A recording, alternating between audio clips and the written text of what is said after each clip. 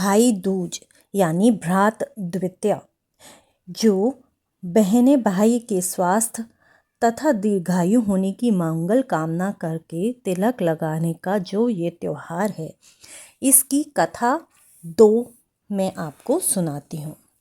तो एक बहन के 7 भाई थे। वे उन्हें बहुत प्यारी थी। उसका पति अपने माँ बाप का इकलौता बेटा था, जिसके होने पर की गई मनौतियों को पूरा न करने से देवता अप्रसन्न थे। क्रुद्ध होकर देवताओं ने पुत्र तथा पुत्र वधू को मार डालने का निर्णय किया। उस बहन को किसी तरह उसका पता चल गया।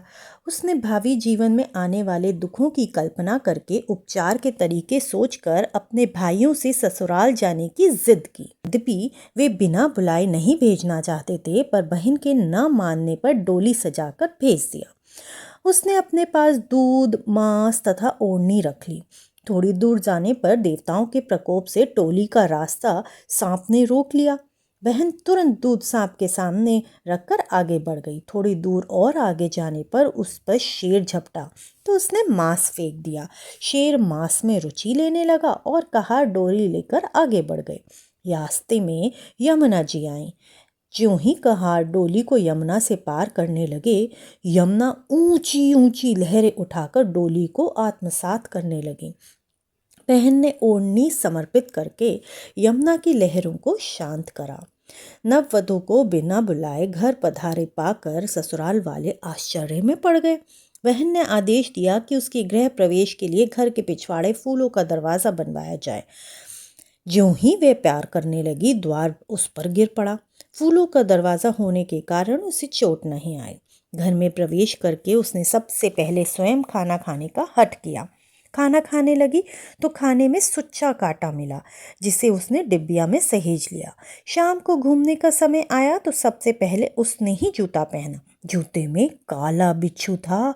उसने वह भी उसी डिब्बिया में सहेज कर रख लिया। रात हुई तो उसने फिर जिद की कि पहले शैया पर मैं ही सोऊंगी। बहू का हर काम के लिए पहल करना यद्यपि किसी को अच्छा नहीं लग रहा था, पर परिस्थितिवश सब हो रहा था। सोने के कमरे में उसे काला नाग मिला।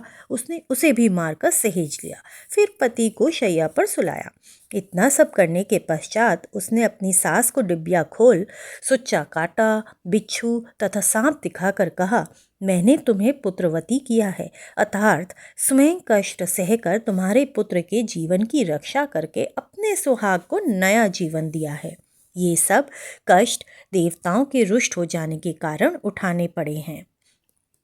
भविष्य में कभी मनौती मानकर पूरा करना न भूलना। इतना कहकर 7 भाइयों की परम प्यारी बहन भाइयों के साथ पीहर लौट गई और सास ने देवी देवताओं का पूजन करके भाई बहन के प्रेम की प्रशंसा की तथा उन्हें सुखी होने का आशीष दिया।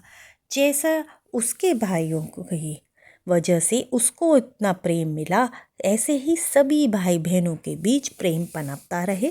इसी मंगल कामना के साथ मैं कथा नंबर 2 समाप्त करती हूँ। और यदि आपको मेरा चैनल पसंद आ रहा हो, मेरी कहानियाँ पसंद आ रही हों, तो सब्सक्राइब करना मत भूलिएगा। ऐसी और भी अच्छी कहानियाँ मैं आपके सामने लाती रहूँगी। नमस्कार।